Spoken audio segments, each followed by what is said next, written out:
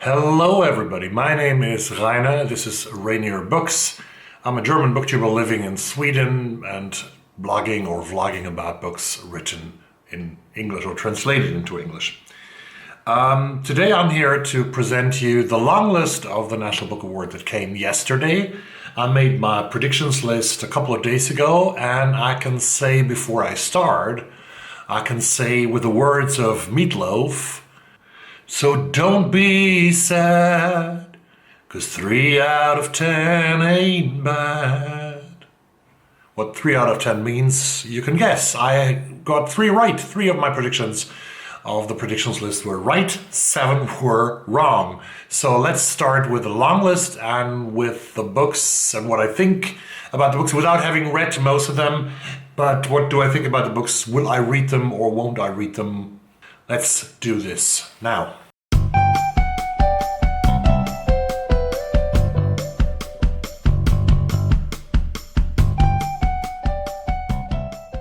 What really came into my mind when I saw the long list yesterday in the afternoon was that there are some big names on the list, big names of authors, and there are some books on that list that have been published right now or will be published in a couple of days or in a couple of weeks. I think the first one is not out right now. It's a book by Anthony Duerr. It's called Cloud Cuckoo Land. Anthony Duerr is a very famous author since 2014 when he wrote and published his novel All the Light We Cannot See that got him the Pulitzer Prize, a lot of praise, and I think a couple of other awards. Cloud Cuckoo Land by Anthony Duerr seems to be a very ambitious novel. It plays out on 3 levels. In Constantinople, which is I think Istanbul today in Turkey. Constantinople in the 15th century, that is sort of 500-600 years ago. In present-day Idaho, far away from Constantinople, and it also plays in space in the future. So Duerr apparently tries to write a novel which is both a historical novel, a science fiction novel, and a contemporary literary fiction novel. There are characters, of course, there is a connection between those 3 time periods. Aethon, who belongs to be turned into a bird so that he can fly to a utopian paradise in the sky. The female character in on the first level in Constantinople is telling that story to her sister, is reading that story to her sister, and 500 years later in a library in Idaho we have the same story returning, and of course also in the future in space this will return. Cloud Cuckoo Land, says the publisher, is a beautiful and redemptive novel about stewardship of the book, of the earth, and of the human heart. So in the center is a book, which is nice. We are all bookish people, right? There are 3 different levels, but it's too much for me. I'm a simple man. I have simple dreams. I want a simple, good story. And I don't like historical novels, as you know, when you watch this channel, and I don't like science fiction that much either. So I'm not interested. Number 2 is something I predicted right. Yeah! Matrix by Lauren Groff. Lauren Groff is another author who is very famous, probably even more famous than Anthony Duerr. She has written Florida, a set of short stories that got her the Short Story Prize. That was the last book that was published. She has written Fates and Furies, which I haven't read, but I have it on my shelf. It's on my long TBR. So Lauren Groff is one of the great voices of American literature today. This also is a historical novel. It plays out at the royal court by Eleanor of Aquitaine. Deemed too coarse and rough, hewn for marriage or courtly life, 17-year-old Marie de France is sent to England to be the new prioress of an impoverished abbey, its nuns on the brink of starvation and beset by disease. At first taken aback by the severity of her new life, Mary finds focus and love in collective life with the singular sisters. In this crucible, Mary steadily supplants her desire for family, for her homeland, for the passions of her youth with something new to her devotion to her sisters. So this is a very bold novel about a bold woman who's really fighting the surroundings and the circumstances of the world she's living in. In a world that's shifting and corroding in frightening ways, one that can never reconcile itself with her existence, will the sheer force of Mary's vision be bulwark enough? Lauren Groff's new novel is a defiant and timely exploration of the raw power of female creativity in a corrupted world. As I said, historical novels are not my primary thing, but Lauren Groff is a name to consider. So sorry, and well, but I'm not in yet. Number 3, I'm totally in to that book. I predicted it right, and this was a surprise actually that I predicted it right. I didn't expect it to be here, but it's here. It's Abundance by Jakob Guanzon. This is about homelessness. Evicted from their trailer on New Year's Eve, Henry and his son Junior have been reduced to living out of a pickup truck. 6 months later, things are even more desperate. Henry, barely a year out of prison for pushing opioids, is down to his last pocketful of dollars, and little remains between him and the street. But hope is on the horizon. Today is Junior's birthday, and Henry has a job interview tomorrow. But then something happens. A bad thing happens, and a disastrous altercation in the parking lot, and Junior succumbs to a fever. Father and son are sent into the night, struggling to hold things together and make it through tomorrow. In an ingenious structural approach, Jakob Guanzon organizes abundance by the amount of cash in Henry's pocket. So at each new chapter that starts has the amount of cash that Henry has left in his pocket. Set in an America of big box stores and fast food, this incandescent debut novel trawls the fluorescent aisles of Walmart and the booths of Red Lobster to reveal the inequities and anxieties around work, debt, addiction, incarceration, and healthcare in America today. I'm totally in. I have ordered this book yesterday, and I hope it will be delivered soon. The next book is Zorrie by Laird. I haven't heard about Laird, but I learned that he has written 6 novels, and I think Zorrie is his 7th novel, and this is the life story of a girl becoming a woman, becoming an old woman. So it's sort of covering the lifespan of a woman called Zorrie Underwood, who is living in rural America, and she has lost her parents in an early age, moves in with her aunt. Then the aunt dies, and she's orphaned again. She's got into perilous realities and sublime landscape of rural Depression-era Indiana. Drifting west, Zorrie survived an odd job, sleeping in barns and under the stars. So this is a story of poverty, which sort of resembles also Jakob Guanzon's novel Abundance, which also has the theme of poverty. But then, after many decades, Zorrie goes back home. She finally finds love and community that have eluded her and in around the small town of Hillsburg. And yet, even as she tries to build a new life, Zorrie discovers that her trials have only begun. Spanning an entire lifetime, a life convulsed and transformed by the events of the 20th century, Laird Hunn's extraordinary novel offers a profound and intimate portrait of the dreams that propel one tenacious woman onward and the losses that she cannot outrun. Set against an harsh, gorgeous, quintessentially American landscape, this is a deeply empathetic and poetic novel that belongs on a shelf with the classics of Willa Cather, Marilyn Robinson, and Elizabeth Strout. Sounds interesting, but I'm not totally in. I think I will wait for some reviews here on BookTube until I commit to that book as well. But this is sort of interesting to me, the face of America, of the enormous challenges that many people face in their lives. So it seems to be an interesting novel. Number 5 on the list is a book that I had in my, in my new books in August, where I look back at the books that were published in the month of August. And this is the love songs of W.E.B. Dubois by Honoree, Fanonne, Jeffers.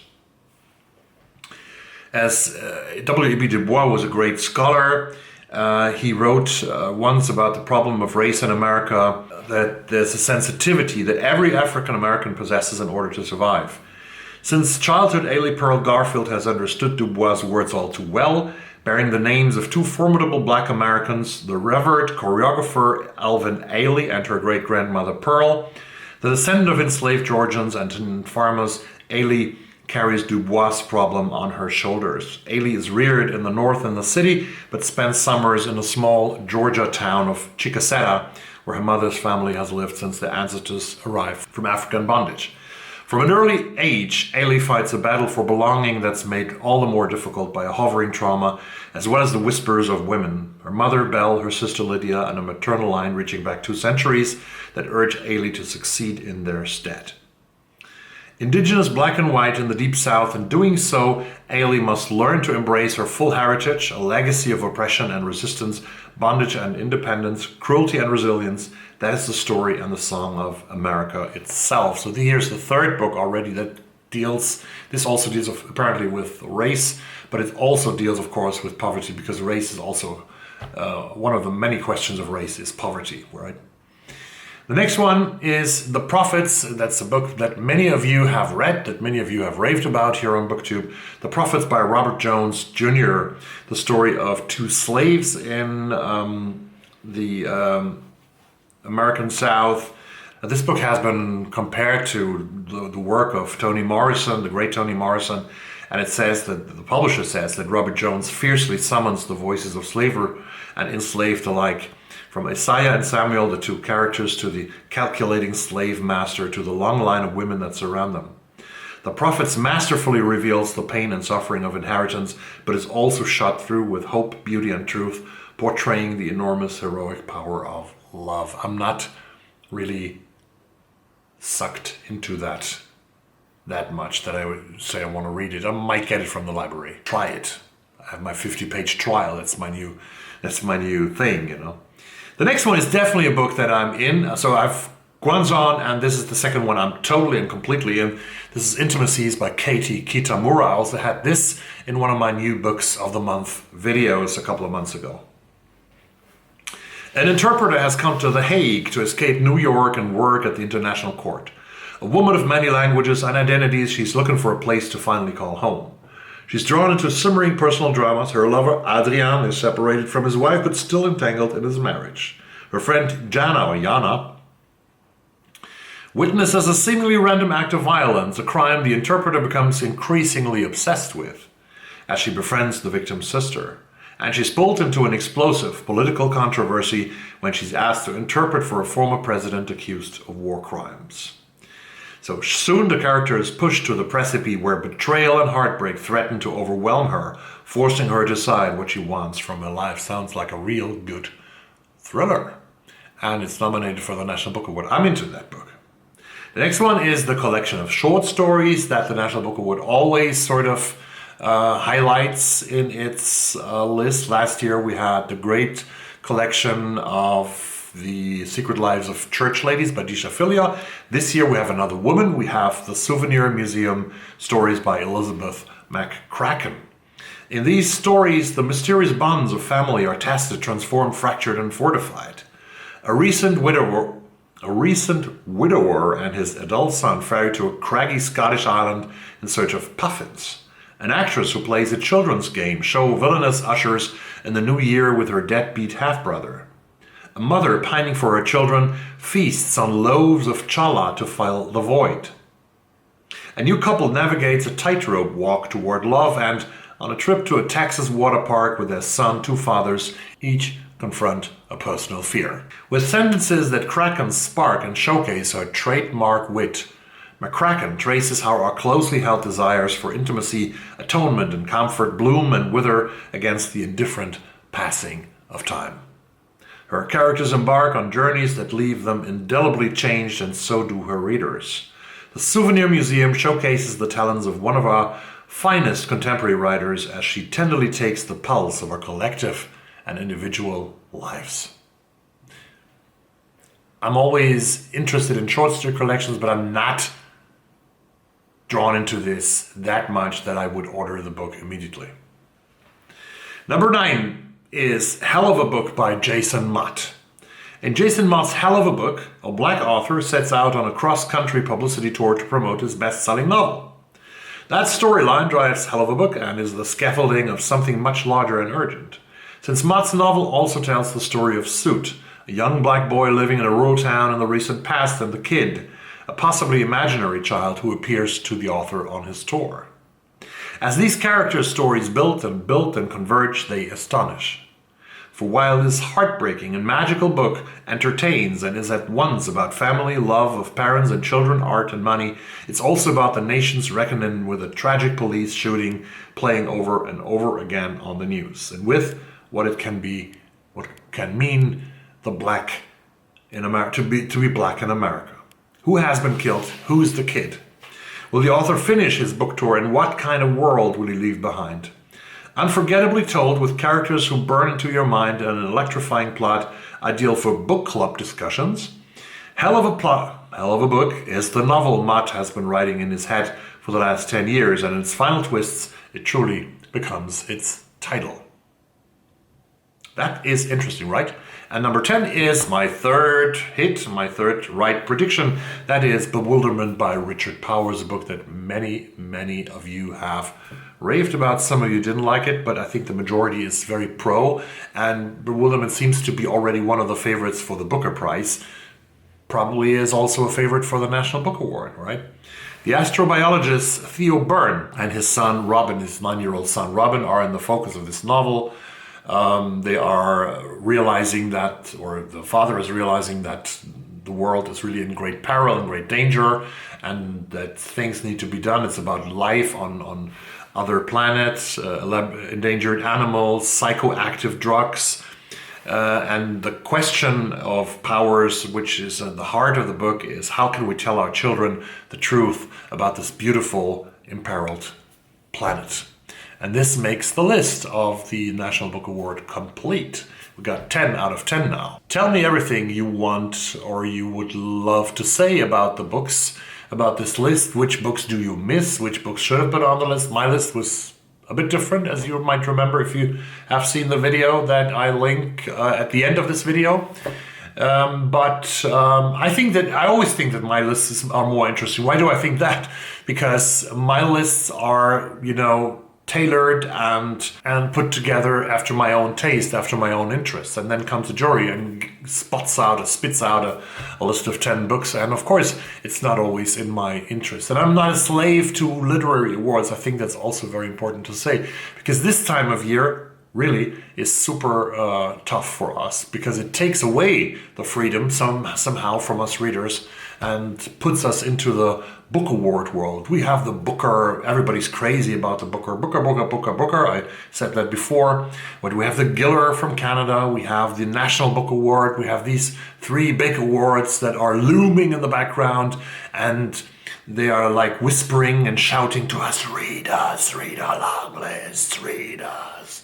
And of course, these are books to be read. These are great books by great authors and who put a lot of great effort in it. But these 30 books, or let's say 13 plus 12 plus 10, 35 books on the Giller, on the Booker, and on the National Book Award list for fiction, plus the international list from the books. So it's 45 books actually. The international list from the National Book Award of Translated Literature. We have 45 books. These 45 books are just a little piece, a corn of sand in the amount of books that have been published this year and will be published later on this year. So we still have to find our own books, I think. We shouldn't become the servants of the awards, and which is last but not least also the industry, because the industry is in that much. This is a $1 billion industry, and nothing more. I just say thank you very much for watching this video. I hope that you are having a great reading weekend. I'm going out. Maybe I'll make a little video outside, but I'll take a book with me. So see you tomorrow in my weekly wrap-up, and as always, stay tuned to this great channel and please stay safe. Bye-bye.